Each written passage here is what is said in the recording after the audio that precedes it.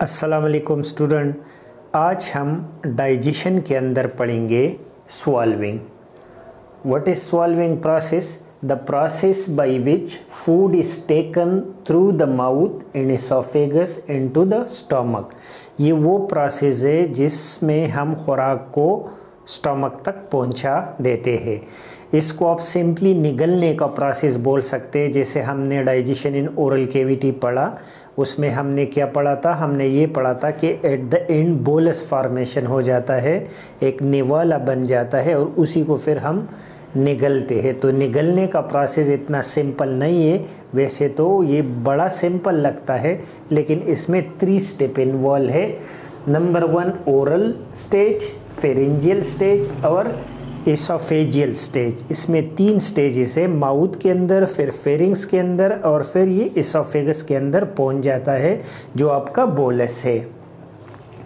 तो जैसे कि हमने पढ़ा था कि बोलस बन गया, ये राउंड निवाला बन गया है at the end of oral digestion.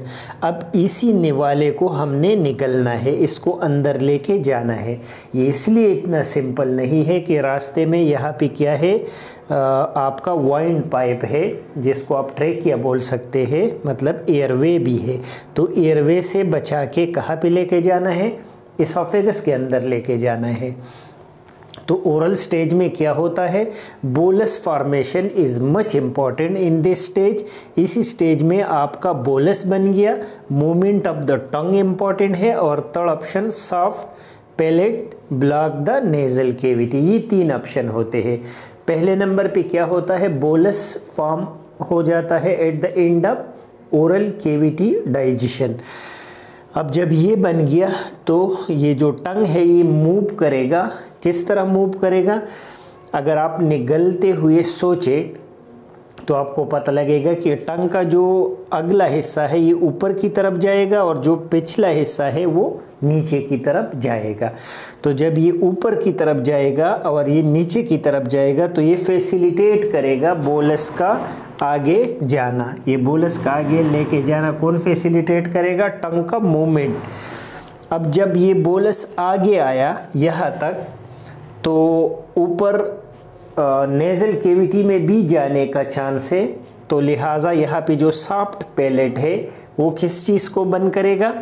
वो नेज़ल कैविटी को बंद करेगा, ऊपर इसको क्लोज करेगा और इसको कहाँ लेके आएगा? इस फेरिंग्स के अंदर लेके आएगा। अब जब जो निवाला है वो फेरिंग्स के अंदर आ जाए तो next stage pharyngeal stage start होगा। ये शॉर्टेस्ट स्टेज है जो कि लेस देन 2 सेकंड पे कंपोज करता है। इसके अंदर क्या होता है? Trachea is closed. ये ट्रेकिया किस तरह क्लोज होता है? इसका मैकेनिज्म है। मैकेनिज्म किस तरह है? यहाँ पे एपिग्लॉटिस होता है। ये ऊपर लेड लाइक स्ट्रक्चर जो है वो एपिग्लॉटिस है।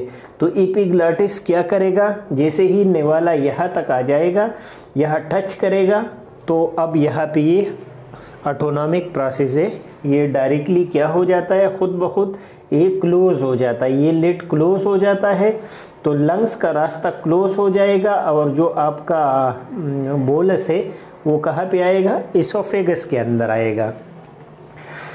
But if pharyngeal process is affected resulting in choking.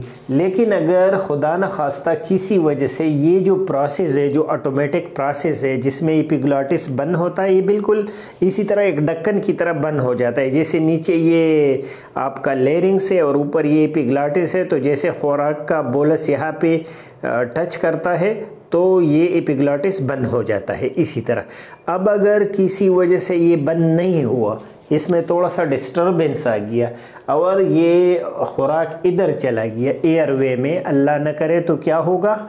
इससे तो जो प्रोसेस होगा उसको हम चोकिंग कहेंगे।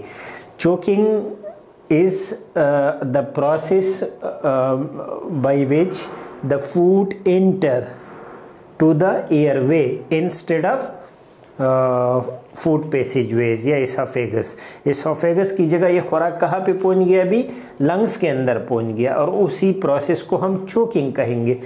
जिस शख्स को चोकिंग हो जाए तो उसके कुछ सिम्टम्स है, जैसे वो कफिंग स्टार्ट करेगा और अगर कफ नहीं कर पाएगा तो चोकिंग का अपना एक यूनिवर्सल साइन है, ये जो हाथ है वो यहाँ पे रखता है, इसी तरह हाथ रखता है और बात नहीं कर सकता, तो ये चोकिंग का निशाना है। इसके अलावा शॉर्टनेस ऑफ ब्रेथ, वो सांस नहीं ले पाता क्योंकि सांस की जगह में अभी बोलस है। ये बड़ा इमरजेंसी है और इसका हम फिर ट्रीटमेंट करते हैं, फर्स्ट एड देते हैं। किस तरह देते हैं ये नेक्स्ट वीडियो में आपको चोकिंग और उसके साइन सिम्टम और ट्रीटमेंट बता देंगे। लेकिन चोकिंग कब हो गया? जब नॉर्मल प्रोसेस डिस्टर्ब हो गया।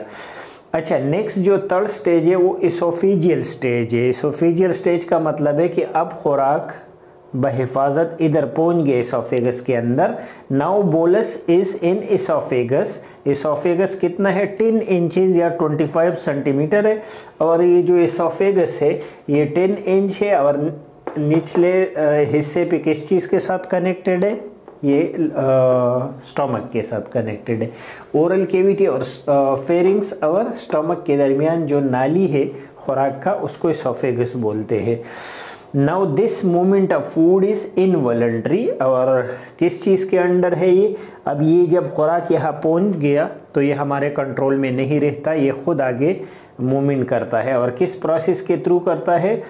एक ग्रेविटी के अंडर, क्योंकि ग्रेविटी नीचे की तरफ खुद बहुत चीज़ों को लेके जाता है, तो ग्रेविटी के अंडर ये नीचे जाता है। और सेकंडली जो इम्पोर्टेंट प्रोसेस है इसके लिए, बड़ा पावरफुल प्रोसेस है, उसको पेरिस्टालसिस बोलते हैं।